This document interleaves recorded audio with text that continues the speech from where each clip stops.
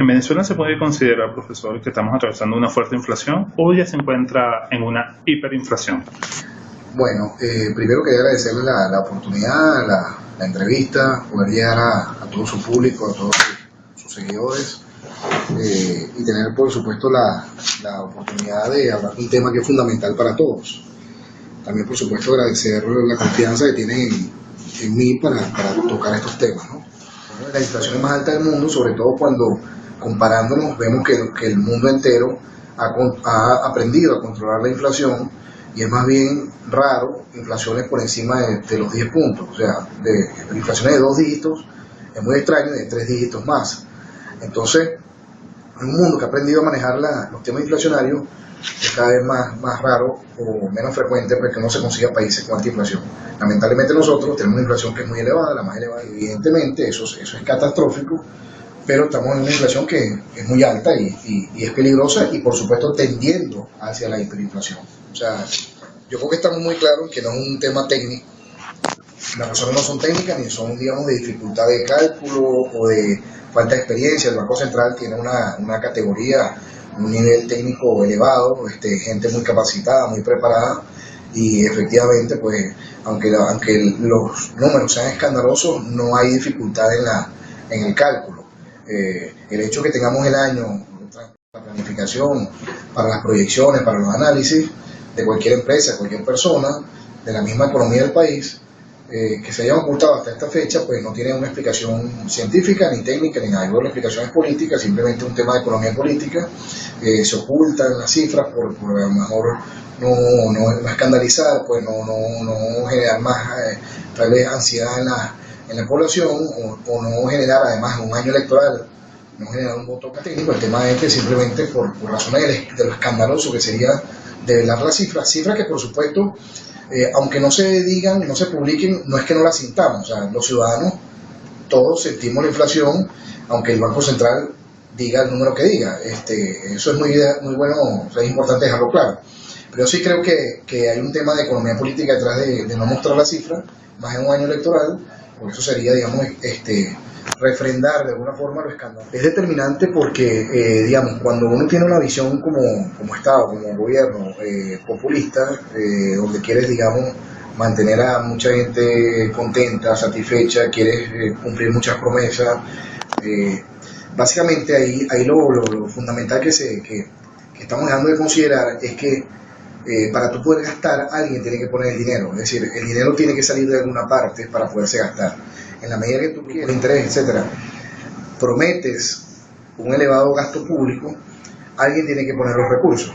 Entonces esos recursos típicamente salen de impuestos, o salen de deuda, o salen simplemente de imprimir, o sea, sí, de inflar la moneda, que en el fondo es un impuesto, ¿no?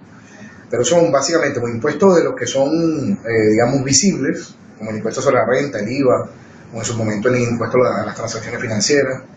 Emitimos deuda que puede ser en bolívares, o sea, moneda nacional o extranjera, para cubrir el presupuesto de gasto, o, por ejemplo, un recurso que puede ser devaluar la moneda o simplemente inflar, es decir, imprimir más billetes. Entonces, claro, cuando eso es así, cuando la vía de los impuestos, que es muy antipática y más en año electoral, no la aplicas porque sería, digamos, atentar, cuando tú elevas los impuestos, por supuesto, cuando ya no tienes, digamos, el recurso de la deuda y quieres seguir gastando lo mismo, lo más probable es que termines inflando la moneda. Entonces, eso primero es un impuesto que es invisible, lo pagamos todos, por supuesto, no discrimina, es muy, o sea, peligroso y por supuesto atenta directamente contra el bolsillo del ciudadano, por eso es muy duro, ¿no? Castiga mucho. Además, digamos, si ya de que como es un impuesto invisible, no tienes como a quién reclamarle directamente, pero si castiga, nada, para poder cumplir con esos gastos de producto del populismo, tienes que terminar inflando la moneda y no te extrañe entonces que la inflación que hemos tenido creciente en los últimos años es producto de ese origen de querer cumplir. ¿Considera usted positivo el monopolio que existe de la producción de monedas del Banco Central de Venezuela? Bueno, fíjate que eso es un tema muy interesante y uno ya, digamos, cuando estamos en una era de bancos centrales, ¿no? Y uno a lo mejor no conoce de otras experiencias, uno sabe lo que ocurría antes, y es un caso interesante para estudiar. Y uno, digamos, que ya está como en esta era de bancos centrales y para uno está dado. ¿Cómo ha sido o cómo era la banca, por ejemplo, y la emisión de moneda en circulación previo a los bancos centrales, ¿no? ¿Qué pasaba? O sea, si había inflación, si no había inflación, si por el hecho de que no existiera un banco central no circulaba moneda, o si circulaba, o si la economía estaba deprimida o no estaba deprimida. Es un tema de verdad que es muy interesante y que se está estudiando, ¿no? De hecho, yo actualmente dirijo una investigación sobre esa situación de banco, ¿no? Y bueno, poder comparar resultados, hacer análisis, etc. Un tema muy interesante. Yo sí creo que el hecho de que el Banco Central tenga un monopolio de emisión, y esto no es un tema netamente venezolano, esto es un tema, digamos, donde haya Banco Central, que tenga monopolio de emisión de moneda, creo que como cualquier monopolio, el desincentivo o el desaliento a la competencia, por ejemplo, que alguien no puede hacer que vende cualquier producto donde él es el único, imagínate cualquier producto, donde él es el único que puede, que está autorizado por ley o no a producir y vender ese producto. Bueno, que digamos, pudiera ser un tremendo producto, pudiera ser una empresa que preste unos servicios fabulosos, y ahí no hay problema, pero pudiera ocurrir que se aprovechara del poder de mercado que eso le da, y bueno, a lo mejor le va a comprarlo. Aquí ocurre más o menos lo mismo. El monopolio de emisión de la moneda lo tiene un banco, que es el Banco Central, y así ocurre pues, con el Banco Central de la Reserva Federal de los Estados Unidos, y así ocurre con el Banco Central inglés, y ocurre con el Banco Central europeo. O sea, no es un tema netamente venezolano. Tienen la potestad para, digamos, el monopolio para poder emitir la moneda, que es de curso legal, y eso por supuesto te da una ventaja, porque cuando tú quieres cubrir las cuentas, puedes imprimir dinero y todo el mundo está obligado a usar. Podría llevarte a que tú ¿qué es lo que ocurre cuando hay inflación? Pues le vas quitando el valor a la moneda progresivamente, y eso atenta por supuesto contra el ciudadano, que es como si le estuvieras vendiendo un producto caro y de baja calidad por tu poder monopolio. Entonces digamos que lo más sano sería que hubiese como una competencia de monedas, ¿no? Y sobre eso se ha escrito mucho, hay tesis muy interesantes que valdría la pena estudiar sobre la competencia de monedas, porque justamente esa competencia, como ocurre en el mercado, digamos, de cualquier bien, termine teniendo productos de mejor calidad y de precios, digamos, estables y más competitivos. Lo mismo ocurriría con las monedas. Entonces yo sí creo que el monopolio que tiene un banco central de emisión de moneda, aunque no determina que lo vayas a hacer mal, es una tentación siempre existente a que tú puedas ofrecer una moneda, digamos, de mala calidad y cara. Digamos que los controles de precios y cambios, o sea, precios en cualquier artículo, en cualquier producto, y de cambio no es el origen de la crisis, pero la acentúa. Es decir, cuando un gobierno coloca un control de cambio o un control de precios, cree que es una solución para el problema, por ejemplo, de la inflación, pero no está resolviendo el problema de fondo. Es decir, lo ves a lo mejor como una solución, pero no resuelve nada. O sea, yo creo que un control de precios. Bueno, los artículos están muy caros, la gente no tiene capacidad para comprar. Normalmente los gobiernos culpan pues al productor, al comerciante de esos precios elevados, y entonces digamos que en defensa de un tema de justicia o tratando de lograr un equilibrio o la justicia a nombre, digamos, de los ciudadanos, el gobierno impone controles de precios, se aprovechan de una situación y que pueden, digamos, elevar los precios. Los precios son elevados en el fondo porque hay inflación y porque hay un desestímulo a la producción. Entonces, ¿qué pasa? Que los precios naturalmente tienen que subir si hay más bolívares persiguiendo los mismos bienes, y si además hay menos bienes porque desestimula la producción, los precios tienen que subir. Entonces, ¿tú crees que controlando el precio corriges esa situación? Lo que hace es que la empeoras, porque un control de precio en esa situación le da más estímulo a la demanda de los bienes, o sea, la gente queriendo comprar más porque está más barato en términos relativos, pero resulta que está más barato en términos relativos, pero no los consigue, entonces, porque hay justamente escasez.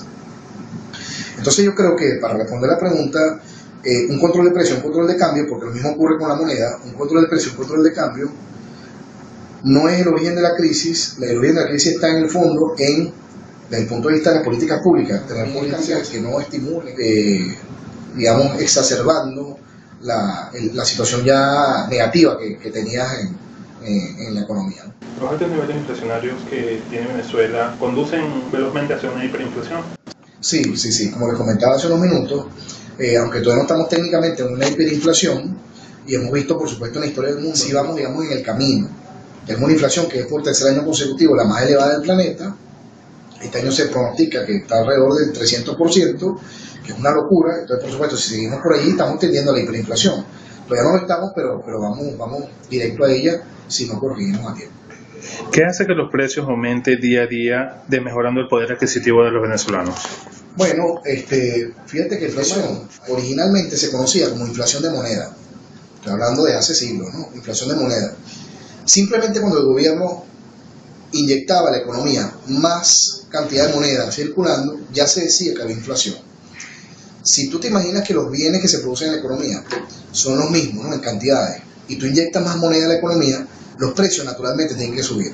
¿Y por qué tienen que subir? Porque hay más bolívares persiguiendo los mismos bienes. Porque ahí la moneda, querramos o no, funciona también como una mercancía. Tú estás cambiando moneda intercambiando por unos bienes.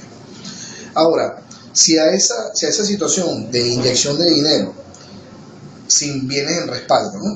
O sea, sin que se eleve la producción de bienes en la misma cantidad, en la misma, digamos, proporción. Si eso lo hace así, si inyectas dinero, pero además los bienes que cada vez se producen son menos, entonces eso todavía inyecta aumenta impulsa el aumento de los precios, ¿no? Es decir, si simplemente con inyectar dinero para una misma cantidad de bienes circulando, ya los precios subirían. Si tú además a esa situación la empeora con desestímulo a la producción, más rápido. Es decir, lo que haces es que le inyectas como gasolina al tema, ¿no? Entonces, el tema que ya estaba complicado, entonces además lo pones, lo empeoras, ¿no? Entonces, ¿cuál es lo que en el fondo está ocasionando que los precios suban y suban cada vez más aceleradamente?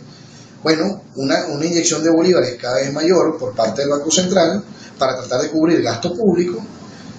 Lamentablemente así, hemos visto que en las últimas modificaciones de leyes del Banco Central se publica, digamos, por ley, o sea, lo pueden hacer, y eso, por supuesto, en los últimos años hemos visto que hay una inyección directa de bolívares a empresas públicas, y eso va directo al torrente sanguíneo de la economía a través de gasto público. Por un lado tienes mucha impresión de dinero y por otro lado tienes desestímulo a la producción. Entonces no nos puede sorprender que los precios de las cosas cada vez sean más elevados. Subsidios, eso, por supuesto, de a ciertos grupos de interés tenerlos más tranquilos y subsidiarle algunos bienes, pero eso no se sostiene a largo plazo y la inflación no termina pasando. Por los modelos políticos y económicos, ¿qué han bajado los índices de inflación o por el contrario se han elevado por esta continua lucha? Bueno, lamentablemente las consecuencias han sido de inflación cada vez más alta y seguirá siendo así si no corregimos el modelo, porque es que el modelo en el fondo está digamos, sostenido en una prédica populista que necesita necesariamente estar acompañada de elevado gasto público. Pero imagínate simplemente las cuentas de cualquier familia. Si tú quieres gastar mucho, tienes que tener ingresos para poder gastar. Como tú, para poner un ejemplo muy sencillo, como tú con un ingreso de 100 bolívares gastas 200, necesitas sacar los otros 100 bolívares de alguna parte. Nosotros como personas naturales no podemos imprimir dinero, ¿no? El Banco Central sí lo puede hacer y cubre gasto público. Pero si no, nosotros si queremos gastar 200 bolívares tenemos o que trabajar más o pedir prestado pero después pagar las deudas o comernos los ahorros. Es decir, ahí no hay creación mágica de dinero y muchas veces creemos que con imprimir dinero mágicamente resolvemos el problema. Pues no, en algún momento se paga con inflación y en algún momento hay que pagar. Generaciones futuras o nosotros mismos, pero más adelante tendremos que pagar. Ahora, ¿qué es lo que origina todo esto? Es un modelo basado en elevado gasto público, porque tengo que cumplir unos compromisos populistas con ciertos grupos de interés. Me conviene mantener el control y para eso tengo que tener dar una sensación de bonanza en la economía con mucho dinero circulando, pero en el fondo, digamos, eso es ficción. Y obviamente para mantener casi $100 que entran 96 aproximadamente, eso corresponde a petróleo. Si además a esa historia la complicamos con una caída de los precios del petróleo que nos tumba los ingresos a la mitad, pues ¿cómo cubrimos más gasto con menos ingresos? Bueno, nos endeudamos y cuando la deuda se agota, la posibilidad hay que imprimir dinero. Entonces, lamentablemente, o devaluar la moneda. Entonces, ¿qué pasa? Que en el fondo lo que tú necesitas para gastar mucho más con los ingresos que tienes, que no te alcanzan, es imprimir dinero y endeudarte más. Entonces no nos puede sorprender el resultado. Actualmente con las cifras que tenemos de la inflación o de lo que se estima, ¿cuánto sería el estimado de la inflación para oficial versus la estimada para fin de año? Cifras, ¿no?, del Banco Central, ¿no?, que no han sido emitidas. Los cálculos que se hacen por allí, digamos, de empresas serias de estudios, de análisis, de cifras económicas, más o menos tratando de replicar lo que el Banco Central haría para los cálculos de inflación, sabiendo muy bien que la cesta del Banco Central con la que se calcula la inflación, o sea, el índice de precios, es una cesta que tiene precios controlados y no, digamos, no toma en cuenta escasez ni precios de mercado. Si tú comparas esa cifra con a lo mejor llevar la misma cesta, pero con unos precios de mercado que son bastante más altos, los precios que se terminan pagando, tú vas a ver cosas como que la inflación oficial pudiera llegar a ser de 120%, 130%, y la inflación, digamos, estimada a precios de mercado pudiera llegar a ser 300%. Entonces tú ves esa disparidad entre la inflación que pudiera en algún momento anunciar el Banco Central como oficial de 120% y la inflación con precio de mercado rondando los 300 puntos. Entonces, esa disparidad la podemos ver en cualquier momento tranquilamente, ¿no? ¿Será posible que se pueda pagar en divisas a proveedores y empleados no utilizando la moneda nacional? Sí, digamos que técnicamente hablando no es difícil, ¿no? Digamos, que yo pudiera tomar la decisión de que ahora es técnicamente complicada, es más complicada políticamente. Es decir, poder dolarizar algunos rubros es simplemente cambiar una moneda por otra, como cuando hace unos 3 años cambiamos hace 3 o 4 años cambiamos del Bolívar, del Bolívar, digamos, débil al Bolívar fuerte, que le quitamos 3 ceros a la moneda. Ese cambio llevó unos meses, el proceso, los bancos, apoyándote los bancos, fuiste cambiando la moneda una por otra, vimos los nuevos billetes, no fue tan traumático realmente, y se le dio unos años a la banca para que terminaran de recoger todo el dinero, que obviamente te apoyan los bancos porque por la red que tienes, bueno, y vas retirando la moneda vieja, digamos, por la nueva, la vas cambiando. Técnicamente tú pudieras decir, bueno, yo ahora a mis empleados les pago en dólares y les pago a mis proveedores en dólares, y es cambiar una moneda por otra. O sea, yo tendría que salir a buscar la moneda, y obviamente si hay más bolívares persiguiendo cada vez menos dólares, el precio del mercado va a subir, como cualquier mercancía. Ahora, ¿qué pasa? Técnicamente no es imposible. El tema es político, es decir, jugarte la carta de, bueno, vamos a hablar claro, nadie quisiera, la gente siente que el bolívar no es el gasto público, y por lo tanto ahora tienes que de verdad ponerte serio, y no puedes gastar todo lo que ingresa, y no puedes comerte los ahorros, y no puedes imprimir billetes cuando quieras para cubrir el gasto público y gastar en lo que sea. Entonces, es un tema más de economía política. Yo creo que, digamos, hoy en día es inviable políticamente, lamentablemente, pero, digamos, técnicamente sería totalmente posible. ¿Cómo se podría llevar una economía personal y doméstica con los actuales índices inflacionarios? Muy difícil, porque lamentablemente cuando uno planifica financieramente en su casa, ¿no?, familiarmente, el hecho de que la inflación sea elevada y además volátil no te permite hacer un presupuesto de gastos contra tus ingresos y planificar en tu casa metas. Entonces es muy difícil, es decir, requiere de nosotros, no es imposible, sino que requiere de nosotros mucho más disciplina, y a lo mejor lamentablemente trabajar más posiblemente. Si a lo mejor yo antes tenía un solo empleo, trabajaba de lunes a viernes, posiblemente tenga que terminar trabajando los fines de semana, o emprender con un amigo o con un familiar un negocio para tener ingresos extras que me ayuden a cubrir los gastos. Lamentablemente tendería a ser así.